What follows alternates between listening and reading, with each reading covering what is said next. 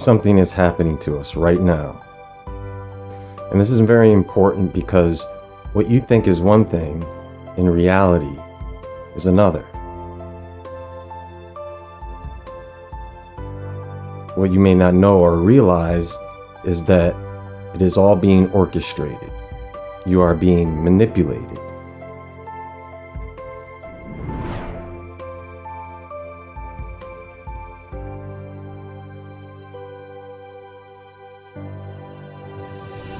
Each and every one of you is being slowly programmed and controlled into a position that you probably did not want, but that you now believe is the best place to be. And that is alone. Not because that is where you really want to be, but because that is where they want you to be. And by they, I'm talking about the devils of this world, the unclean spirits, the people in power who are heavily influenced and possessed by these dark forces.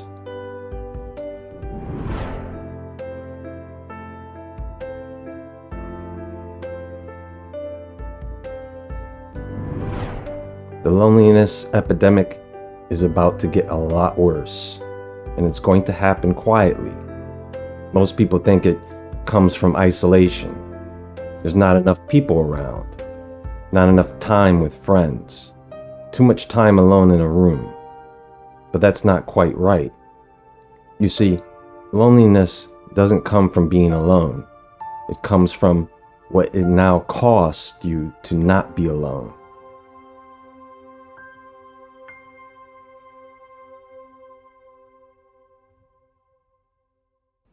Every conversation carries more risk than it used to.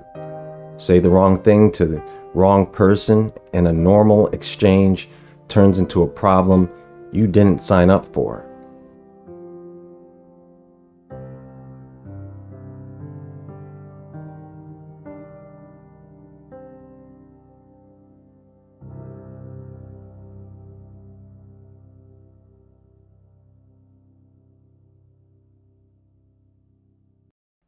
So people stop taking the risk.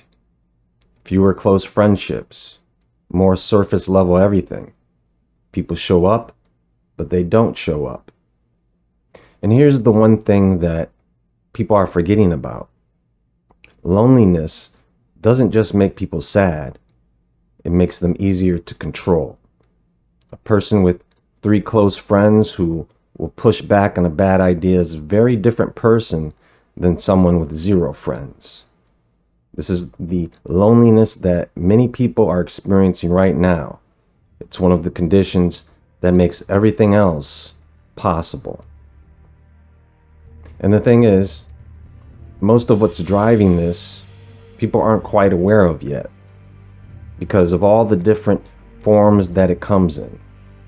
It looks like a group chat that just went quiet, a family dinner nobody wants to bring politics to anymore, a guy who'd rather spend his time scrolling than risk wasting that time with anyone. This presentation is actually about the part of loneliness that is actually being set up. Not only will this loneliness epidemic result in more isolation, it will increase fragmentation, and the end result is a disconnected society. And once they have everyone alone, it's much easier for them to control your mind and, more importantly, your soul.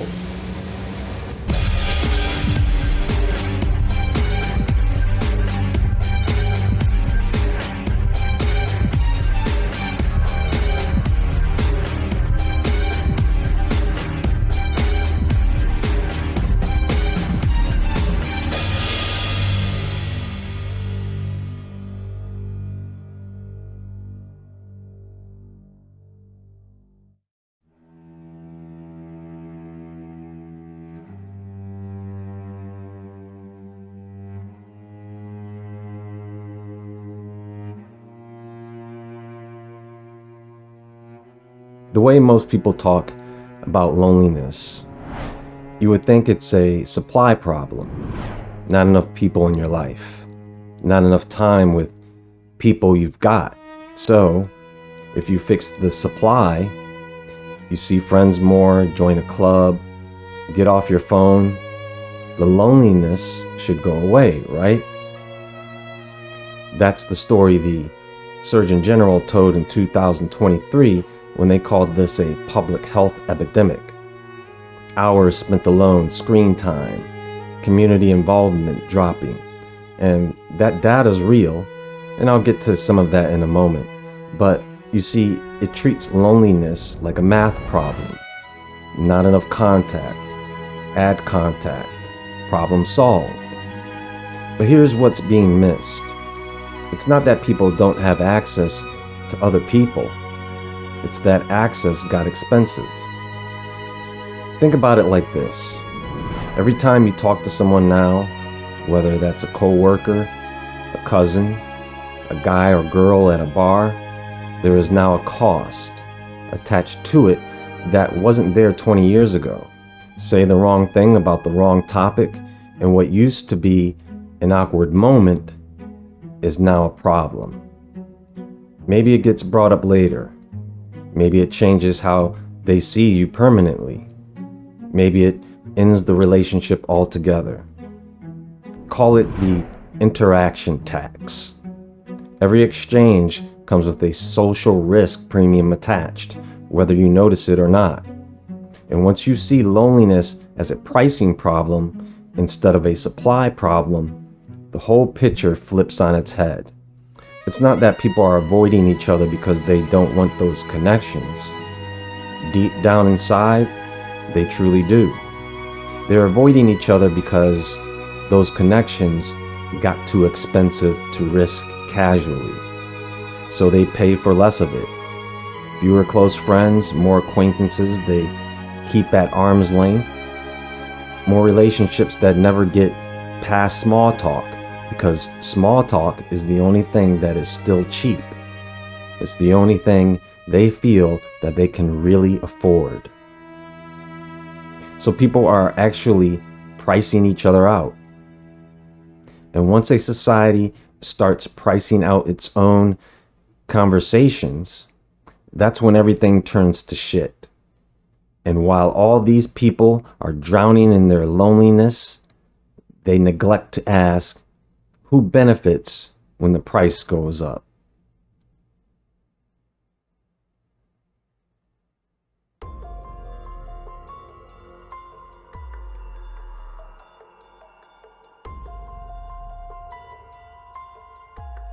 So if loneliness is really a pricing problem, we have to ask ourselves, where's the price coming from? Because nobody sat down and decided to make conversation more expensive. It happened underneath everyone, gradually, until it became the pool we're swimming in. 3 places to look.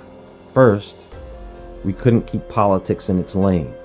There was a time, not that long ago, where you could go your whole day without knowing where your barista or your dentist or your kid's soccer coach stood on anything.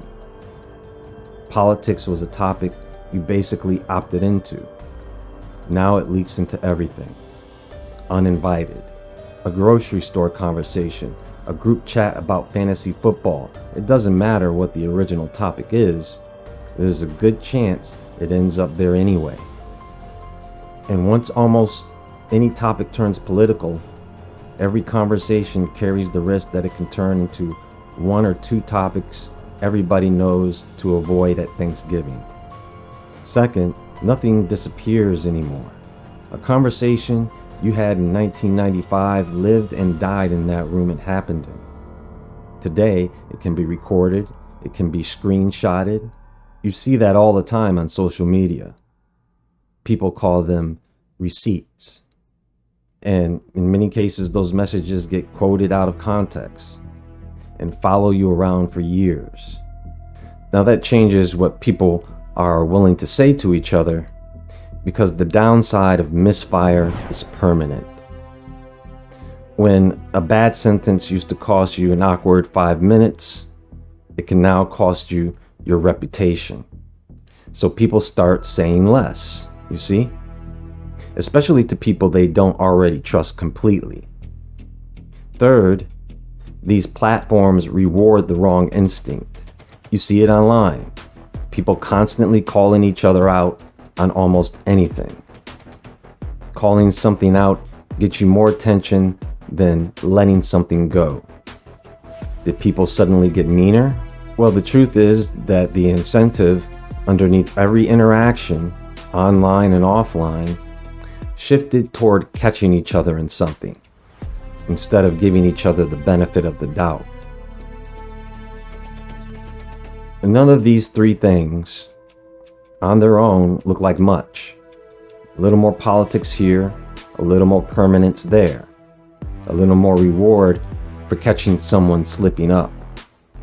When you stack all those things together, you get a society where almost any conversation can go wrong.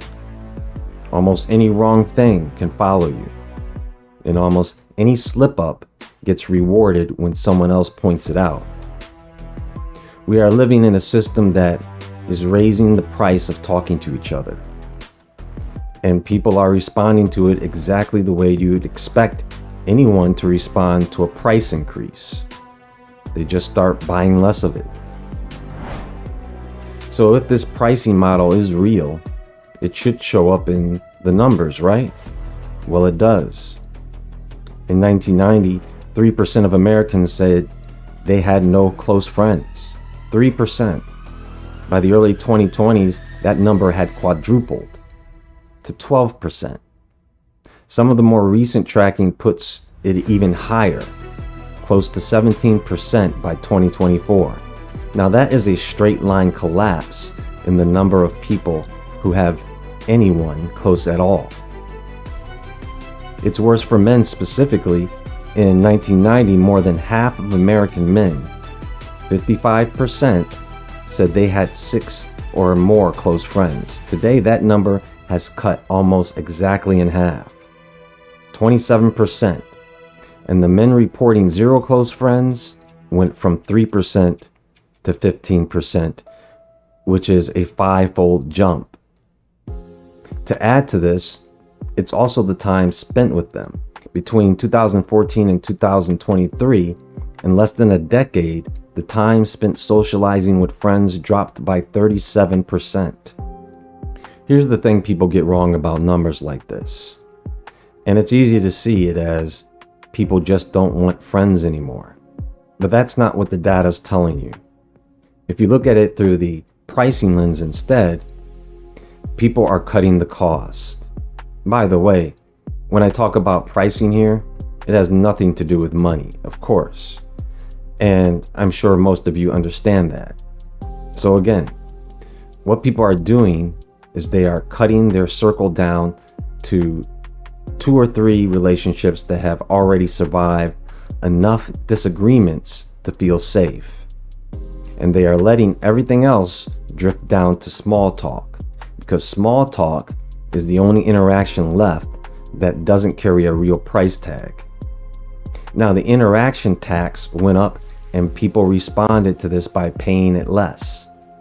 And places where that tax used to be cheapest, the third places, the low stakes spaces where you were just kind of stuck around people who didn't think like you, those places have mostly closed down too. Only about 15% of Americans belong to a neighborhood association today. 10% are in a sports league, the rooms where people used to practice getting along with people who annoyed them. Well, those rooms are mostly empty now. So the cost of being social went up, and the cheap venues for practicing it disappeared at the same time. 2 trends, same direction. And today, they explain a lot more than either one does on its own.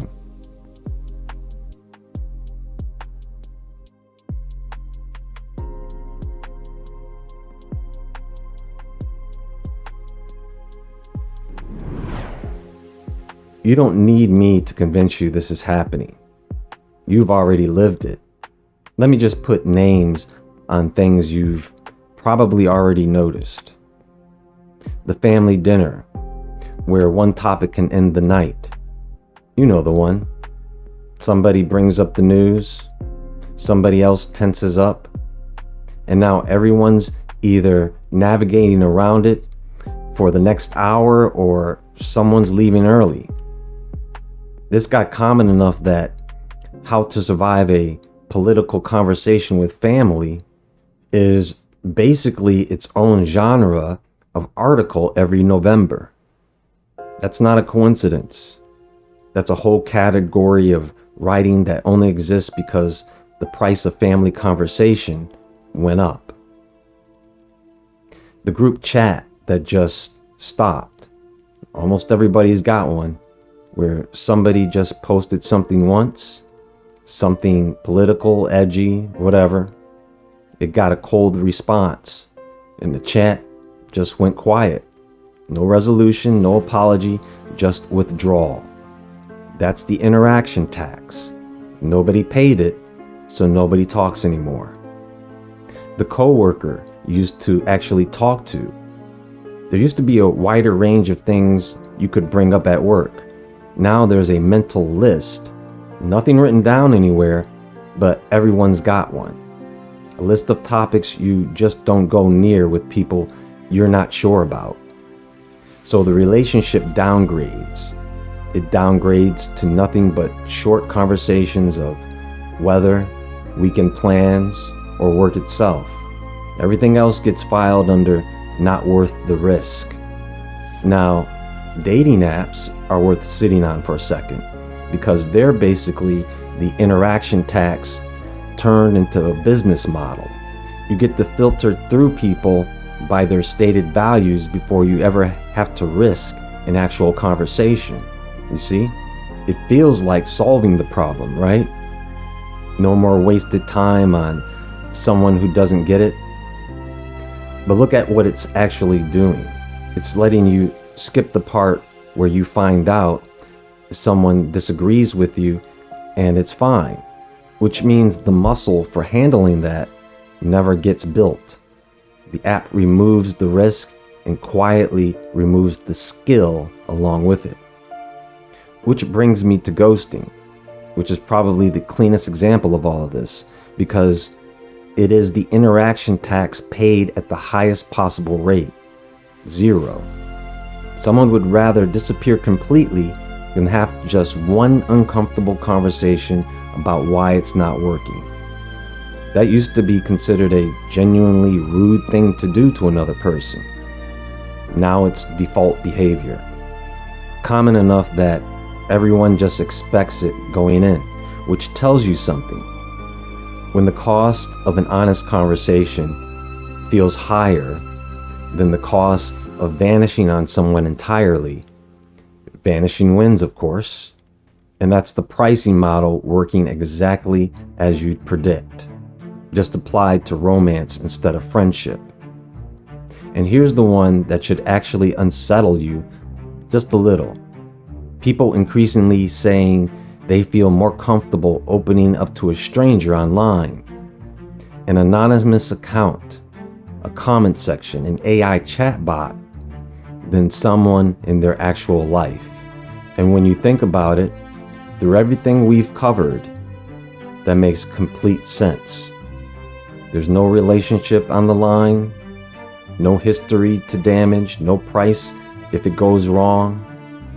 The safest conversation is the one with nothing real attached to it, which also makes it the least real conversation you're having. And it's not only relationships people are avoiding, it's public too.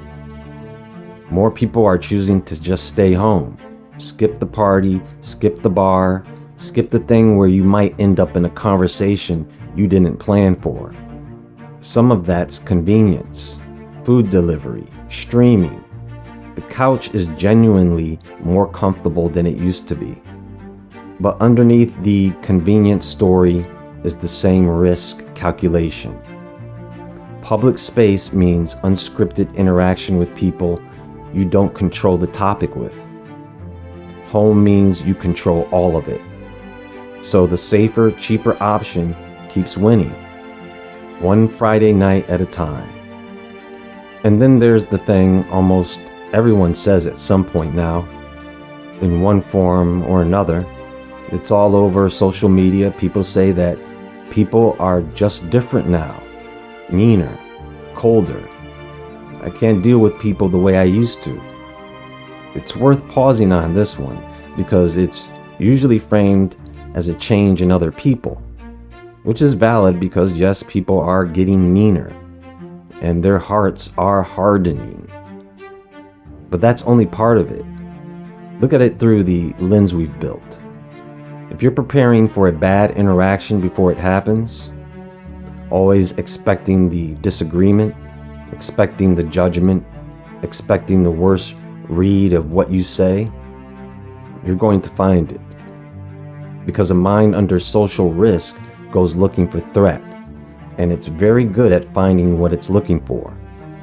So the other part of everyone's changed is also, I've changed how much risk I'm willing to absorb from other people. Every one of these examples is small on its own. A quiet group chat, a dead-end office friendship, an app instead of a bar, but add them up and you get a life that's technically full of people. Coworkers, family, followers, matches, and somehow people are still lonely because almost none of it survived contact with actual disagreement. The conversation never really got that far, and if it did, it was the last one, wasn't it?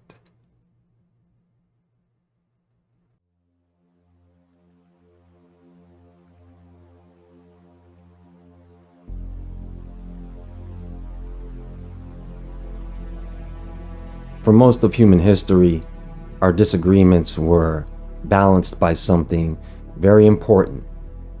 We still had to live together.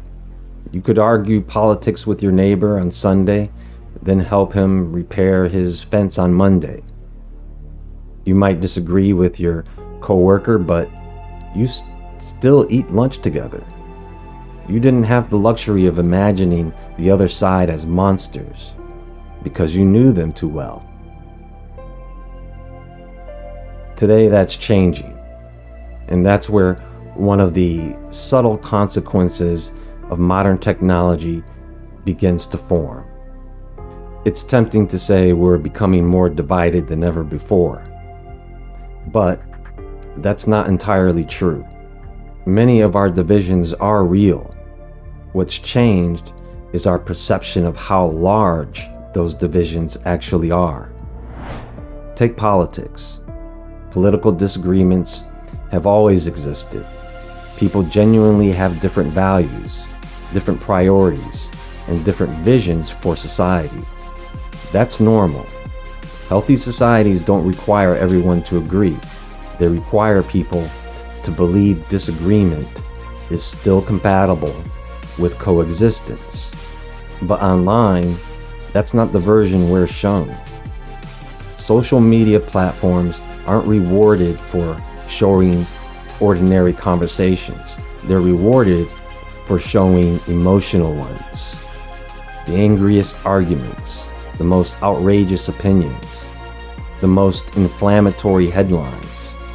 Every recommendation system is quietly asking one question: what keeps someone watching? And outrage has proven to be very effective. The result is that we begin seeing the loudest 5% of each political movement as though they represent everyone.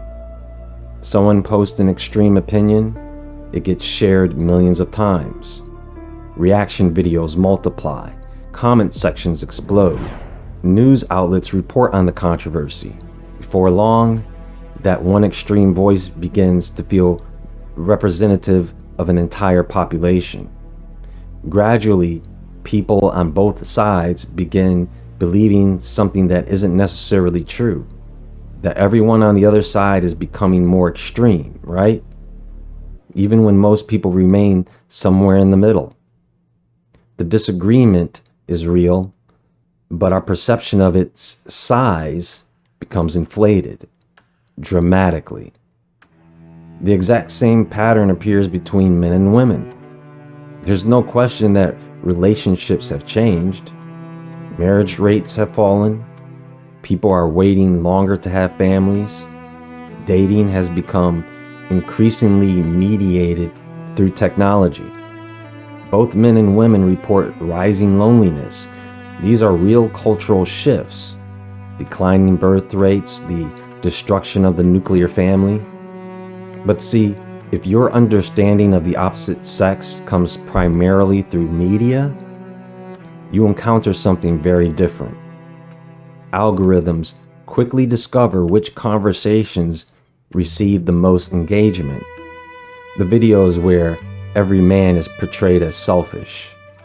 The post where every woman is portrayed as manipulative. The podcast insisting one gender has become fundamentally broken, right? The clips where someone declares an entire half of humanity to be the problem. Now, those conversations spread because conflict spreads. Nuance doesn't. The thousands of ordinary couples quietly building healthy relationships don't trend. The friends who respect one another don't become viral content. Healthy marriages don't generate outrage. So an entire generation can begin believing that men and women have become opposing teams, even while many of their own family members, co-workers, neighbors, and friends completely contradict that picture. And so the online world becomes louder than real life.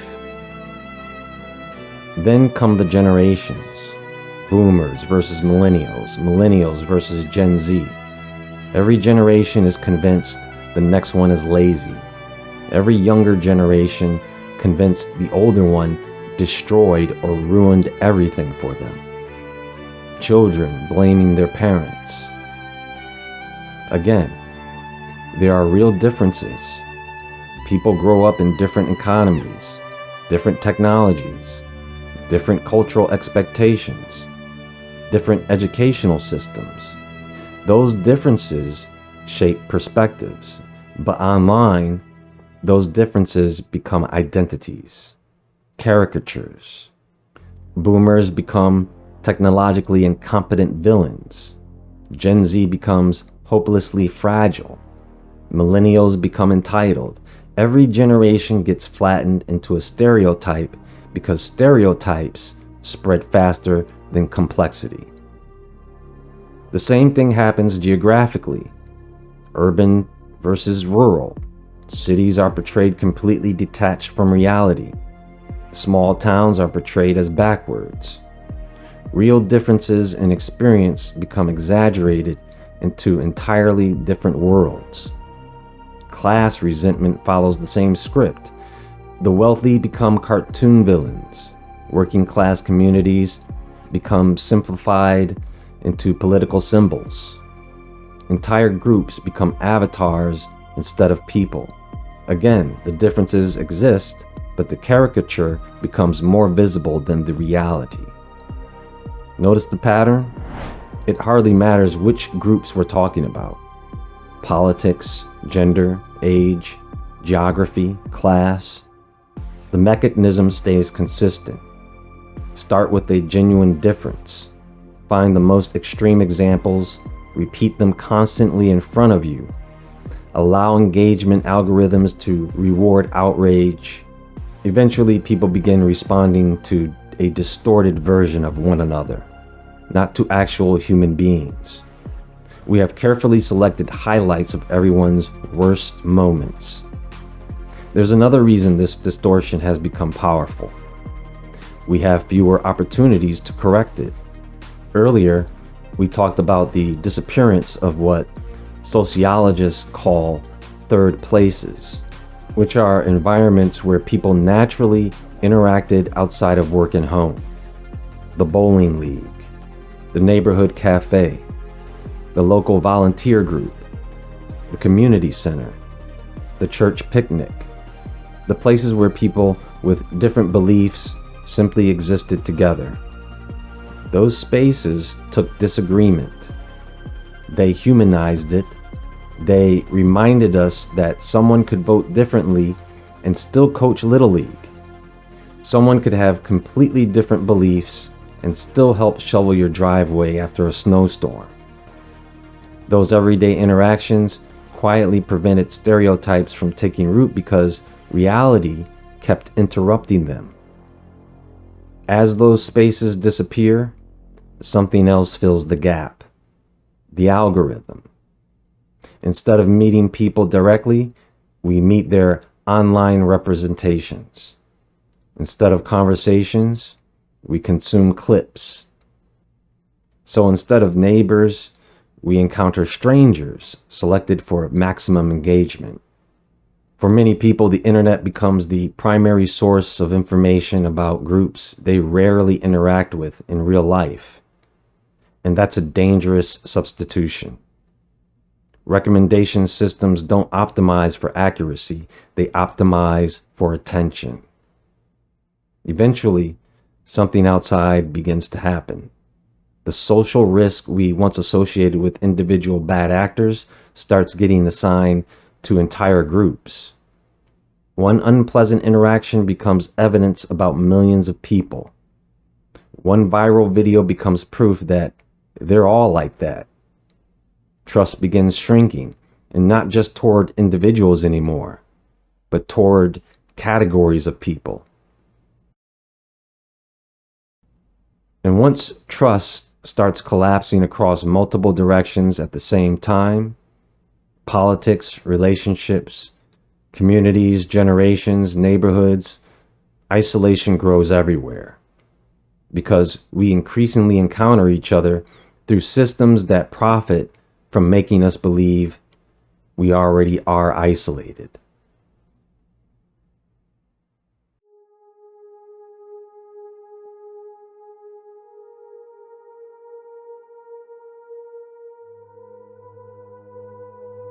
Up to this point, we've explored how modern life has gradually increased the social cost of being human. Third places have disappeared, communities have weakened. More of our relationships are filtered through algorithms that amplify conflict rather than understanding them. The result is that many people begin experiencing the social world as something unpredictable and exhausting and increasingly risky. Psychologists have found that loneliness changes how we perceive the world around us. People experiencing chronic loneliness become more likely to look for signs of rejection, exclusion, and social threat. They become more likely to interpret interactions negatively, assuming hostility where none may exist. In other words, loneliness changes the way the brain processes social information. For most of human history, becoming separated from the ground could mean death. Our brains have developed to treat social isolation as a survival problem, increasing our sensitivity to anything that might signal further rejection.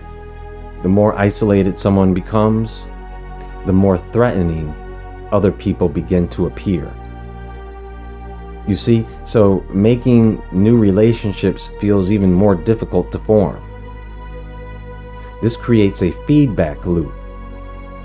Higher perceived social risk leads to fewer real relationships. Fewer relationships mean fewer opportunities to practice disagreement. And so the person has a harder time resolving misunderstandings. And that person doesn't come to realize that most conflicts aren't catastrophic. Without those everyday experiences, people lose opportunities to have their assumptions challenged by reality. Instead, they spend more time alone with their existing beliefs intact and never challenged, while at the same time, algorithms continue feeding them increasingly personalized versions of the world. And so they just continue thinking that they are always right. When something happens, when a form of connection appears that doesn't carry the normal risk of human interaction, the isolated mind is naturally drawn towards it. That becomes very attractive to them because they see it as a companion that doesn't judge them, doesn't interrupt them, doesn't reject them, doesn't become impatient, doesn't remember their mistakes, doesn't require them to navigate the uncertainty that comes with real relationships. There is research that has found people experiencing greater loneliness are often more willing to disclose personal information to companion-style artificial intelligence systems. They frequently describe these interactions as comforting, supportive, and emotionally meaningful. And the reason is because it removes many of the social costs that have become associated with human relationships. And of course, why not? Why would someone try to consult a friend who is rarely available? Understand that people are not necessarily confusing machines with humans. It means the brain is responding to something it has been deprived of for a very long time, which is consistent attention without immediate social risk. You see, a person surrounded by healthy relationships is constantly being challenged. Friends disagree, family members offer different perspectives, co-workers push back, communities create friction. It's one of the primary ways we refine our thinking. It's healthy, but isolation takes all of that away. When fewer people are present to question our assumptions, our beliefs become easier to shape. When meaningful human relationships decline, alternative sources of connection gain influence. And when those alternatives provide those affirmations without resistance, they become locked in. Loneliness can make people sad, it can make people spend more time online, it can increase anxiety or depression, and loneliness makes people hyper suggestible because it changes the way trust is formed. It increases caution toward human relationships, and people become more attracted to types of connections that appear emotionally safe. And that is the mechanism.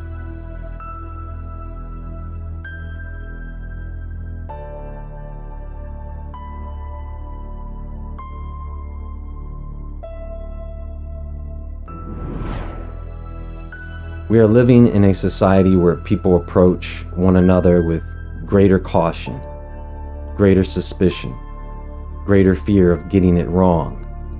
A society where fewer relationships survive meaningful disagreement. Think about how people have traditionally refined their beliefs through conversation.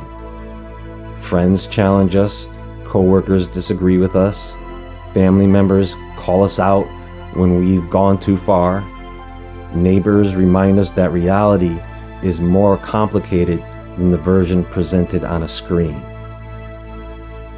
Every healthy relationship provides a form of resistance, a resistance against certainty, against oversimplification, against believing every frightening story we encounter.